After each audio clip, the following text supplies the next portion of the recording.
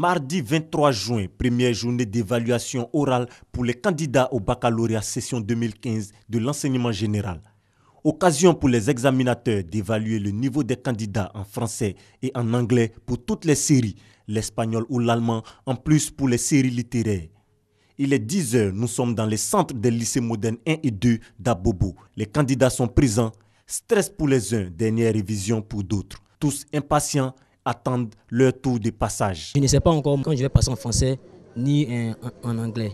Donc c'est pour ça que je suis là mon moment. Dans cette salle au lycée classique d'Abidjan, après vérification des pièces d'usage, cette candidate dispose de 10 minutes de préparation avant d'échanger avec son examinatrice. Les échanges terminés, elle peut enfin pousser un ouf de soulagement. Je rappelle les problèmes de l'environnement. C'est abordable. C'est aussi le cas de Jacques Koyo, candidat malheureux l'an dernier. Il dit ne rien négliger cette année. Je suis tombé sur un sujet où on parle du sacrifice humain. Il a donné le sujet et puis il demande ton point de vue sur le sujet.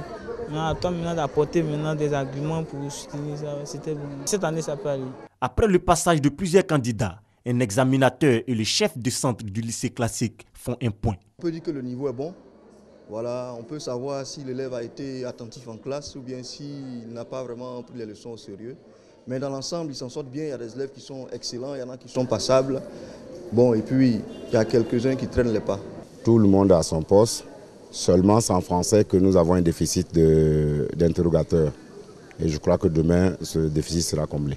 Les épreuves orales du baccalauréat session 2015 de l'enseignement général s'achèvent le vendredi 26 juin. Quant aux épreuves écrites, elles se tiendront du 29 juin au 4 juillet prochain sur toute l'étendue du territoire national.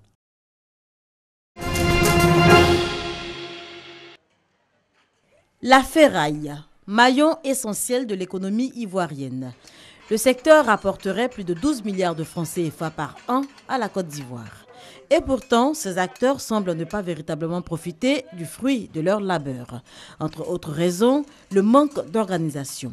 Pour venir à bout de ce désordre qui enraye la machine, le président de la Fédération nationale des artisans ferrailleurs des métaux ferreux et non ferreux de Côte d'Ivoire entreprend une tournée à travers le pays. Il est question pour Koné Mamadou d'installer des sections, mais surtout sensibiliser les ferrailleurs à plus de professionnalisme. De Dabou à Aboisseau, en passant par Grand Bassam et Bonois, les nouveaux présidents de section ont reçu leur feuille de route. Ils devront être des modèles pour leurs pairs et des artisans de paix.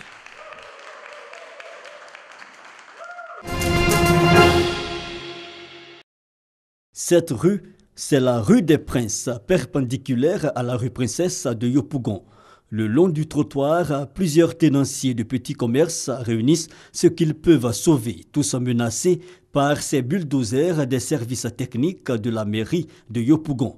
Des engins venus tout démolir sans prévenir, selon eux. On nous a dit de ne pas construire sur les caniveaux, mais c'est hors des caniveaux qu'on a construit. Quand même, ce matin, à notre grande surprise, les gens viennent, ils cassent tout. Les gens de la mairie, sans prévenir, ils viennent, ils cassent. Et la machine qui inlassable continue le travail de sape, brisant la pierre et le béton sans ménagement. Les grands espaces de divertissement dits maquis qui faisaient la particularité de ces lieux réduits tous.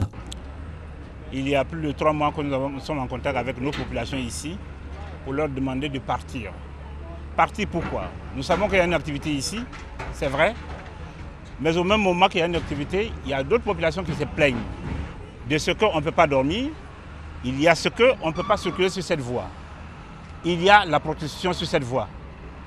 On ne peut pas accepter que dans une commune comme Yopougon, qu'il y ait des voies où on ne peut pas circuler, qu'il y ait des populations qui ne peuvent pas dormir chez elles à cause de certains individus. Voici ce qui nous amène à créer de l'ordre sur cette voie. Mais pourquoi donc loger tous les commerces occupant l'espace à la même enseigne? C'est la préoccupation de certaines victimes. Ils ont dit aux gens qui étaient au niveau du complexe, qui font de la nuisance sonore, qui vont démolir leurs activités. Nous, on n'a rien à voir là-dedans.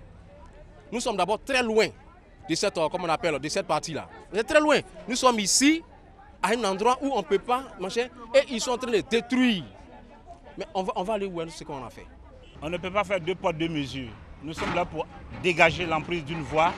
Tous ceux qui sont sur l'emprise de la voie on va les dégager. L'assainissement du domaine public et la préservation des bonnes mœurs. Les raisons désormais connues au moment où les déguerpis continuent à s'interroger sur l'éventualité d'une relocalisation. Difficile début de mois de Ramadan pour les Comoriens. La société publique d'eau et d'électricité Mamoué n'arrive plus à desservir une population de 713 000 habitants. Les conditions ne sont plus réunies pour permettre aux Comoriens d'entamer le Ramadan, considéré comme l'un des piliers de l'islam. Nous sommes habitués à déjeuner dans l'éclairage. Une fois que le mois de Ramadan s'approche, quelles que soient les situations difficiles qui se trouvent dans le pays, quelle que soit la dégradation économique, on a l'électricité. Mais cette fois-ci, ce n'est pas le cas. Comme vous voyez, nous sommes dans un éclairage de bougies, comme si on fête des anniversaires. La crise perdure depuis une quinzaine d'années. Un récent rapport de l'OCDE et du PNUD qualifie la situation actuelle de préoccupante, nécessitant une solution durable à très court terme. Pour soulager la population, le gouvernement monte au créneau et promet un approvisionnement régulier en eau, en électricité et aussi une baisse des prix sur les denrées de première nécessité afin de faciliter la tenue du Ramadan. La canicule affectant le sud du Pakistan a fait près de 700 morts ces 3 derniers jours, frappant notamment les plus démunis dans la mégapole de Karachi où les autorités ont décidé l'état d'urgence dans les hôpitaux. La plupart des décès ont été recensés à Karachi, la plus grande ville du pays, avec ses quelques 20 millions d'habitants écrasés par une température étouffante de 45 degrés Celsius et des pannes d'électricité qui multiplient et perturbent l'approvisionnement en eau. Le nombre de personnes décédées à cause de la vague de chaleur est désormais de 692, a déclaré Saed Magnejo, un haut responsable des services de santé de la province pakistanaise du Sud, dont Karachi est la capitale. Le précédent bilan annoncé au début de l'après-midi était de plus de 500 morts, plus du double de celui annoncé la veille. Ce pic de mortalité dû à la chaleur au Pakistan qui affectait d'abord les plus pauvres et fragiles intervient un mois après celui qui a fait près de 2000 morts dans l'Inde voisine, la seconde canicule la plus importante de l'histoire de ce pays. À 87 ans, Brigitta Sinka est toujours prête pour un nouveau défi. Avec déjà près de 13 000 parties au compteur, cette Hongroise veut devenir la reine mondiale des échecs en simultané et battre le record des 13 545 parties disputées par le Cubain José Capablanca en 1940.